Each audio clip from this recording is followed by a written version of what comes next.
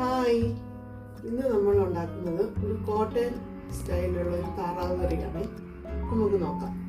ഇതൊരു ചെറിയ കഷ്ണം വാളംപുളി, ഒരു നെല്ലിക്ക വലിപ്പം പോലും വേണ്ട വാളംപുളി, ഇതിലേക്ക് കുറച്ച് ഉപ്പ്. ഇത് നമ്മൾ 1/2 ഗ്ലാസ് വെള്ളത്തിൽ നന്നായിട്ട് മിക്സ് ചെയ്യണം. ഇതിപ്പം മിക്സ് ആയിട്ടുണ്ട്. ഇനി നമ്മൾ ആ പുളിയുടെ പിശിടെല്ലാം എടുത്ത് കളയാം. ഇനി നമ്മൾ വലിയൊരു പാത്രത്തിലോട്ട് പിശിടെല്ലാം കളയണേ. ഇത് കട്ട് ചെയ്ത് ക്ലീൻ ആക്കിയ താറാവാണ്. അത് നമ്മൾ ചെറിയ പീസാക്കി ഇതിലോട്ട് ഇട്ട് കൊടുക്കുക. താറാവിൻ്റെ പീസ് എന്നിട്ട് ഈ പുളിവെള്ളത്തിൽ മുങ്ങിക്കിടക്കുന്ന പോലെ നമ്മൾ ഇടണം. ഇനി ഇത് 1/2 മണിക്കൂർ ഈ പുളിവെള്ളത്തിൽ കടന്നിട്ട് പിന്നെ നമ്മളൊരു 5-8 പ്രാവശ്യം നന്നായിട്ട് കഴുകിയെടുക്കുമ്പോൾ താറാവിൻ്റെ ആ ഉളുമ്പ് മണവും സ്മെല്ലും എല്ലാം മാറിക്കിട്ടും. നമ്മൾ 1/2 മണിക്കൂർ ഉപ്പിലും പുളിയിലും ഇട്ട് വെച്ച താറാവ് നന്നായി കഴുകി നമുക്ക് മനസ്സിന് തൃപ്തി വരുന്നിടത്തോളം ഒരു 5-6-7 പ്രാവശ്യമൊക്കെ ആകുമ്പോൾ നല്ല വൃത്തിയാവും. ഒന്ന് കഴുകി വെള്ളം വാലാൻ വെച്ചതാണ്. ഇനിയും ഇതിലേക്ക് 1/4 സ്പൂൺ മഞ്ഞൾപ്പൊടി, 1 സ്പൂൺ മല്ലിപ്പൊടി, 1/2 സ്പൂൺ മുളക് പൊടി, കുറച്ച്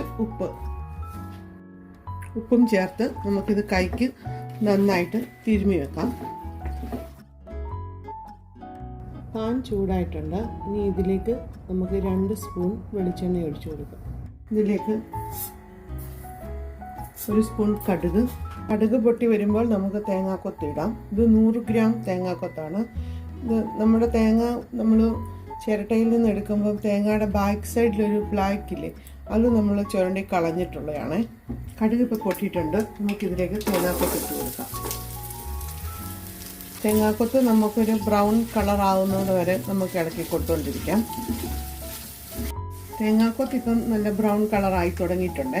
ഇനി ഇതിലേക്ക് നമ്മൾ 1 കുടം വെളുത്തുള്ളിയും ഇഞ്ചിയും 1 കഷ്ണം ഇഞ്ചിയും കൂടെ ചതച്ചതിട്ട് കൊടുക്കാം.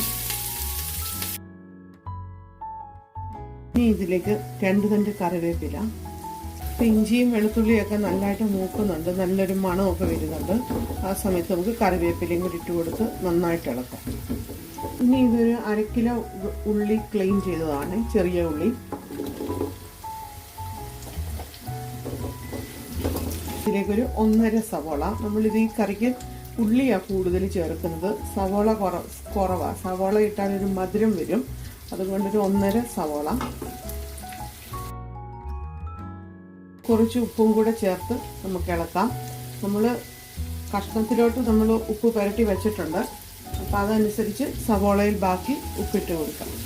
ഇതിലേക്ക് 3 പച്ചമുളകാണ്. പച്ചമുളകിൻ്റെ ഞാൻ ഈ അറ്റം മാത്രം ഒരു ഇച്ചിരി ഒന്നും ഇങ്ങനെ വിടിവിച്ചിട്ടേ ഉള്ളൂ, ബാക്കി മുറിച്ചിട്ടില്ല. 3 പച്ചമുളക് ഇട്ട് കൊടുക്കാം.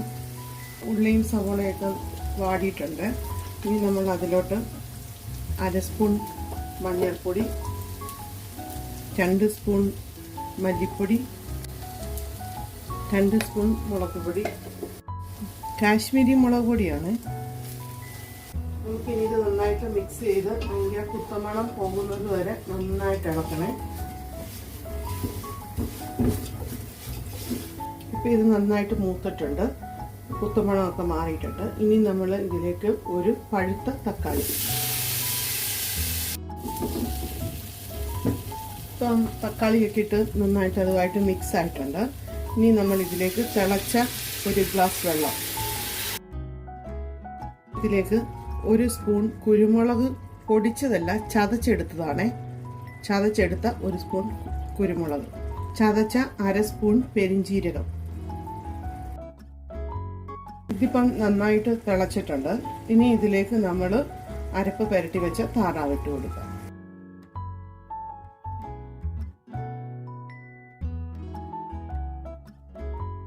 ഇനി ഇത് നന്നായി മിക്സ് ചെയ്യണം. നമുക്കിതിലേക്ക് 1/2 കപ്പ് വെള്ളം കൂടി ഒഴിച്ചു കൊടുക്കാം. ഇനി ഇത് നമുക്ക് മൂടി വെച്ച് വേവിക്കാം. കറി ഇപ്പോൾ നന്നായിട്ട് തിളച്ചിട്ടുണ്ട്. ഇനി നമുക്ക് ഫ്ലെയിം കുറച്ച് കൊടുക്കാം. അപ്പോൾ നമ്മൾ കറി വെച്ചിട്ട് 1/2 മണിക്കൂർ ആയിട്ടുണ്ട്. നമുക്ക് നോക്കാം.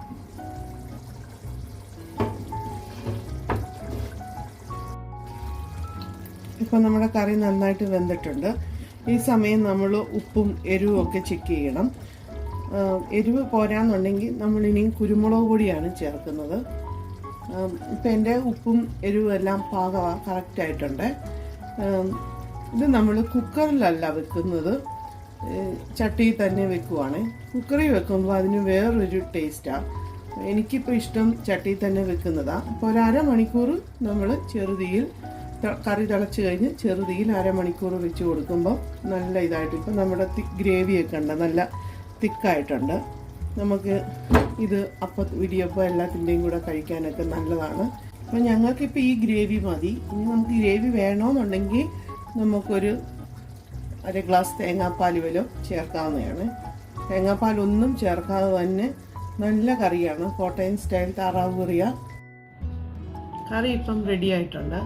നമ്മളിത് കഴിക്കുന്നതിനൊരു കുറഞ്ഞതൊരു 3 മണിക്കൂറെങ്കിലും മുന്നേ കറി റെഡിയാക്കണം. എന്നാലേ നമുക്ക് ആ കറിക്ക് നല്ല ടേസ്റ്റും ഒക്കെ അറിയാൻ പറ്റത്തുള്ളൂ. നിങ്ങളെല്ലാവരും ഇത് ട്രൈ ചെയ്ത് നോക്കണം.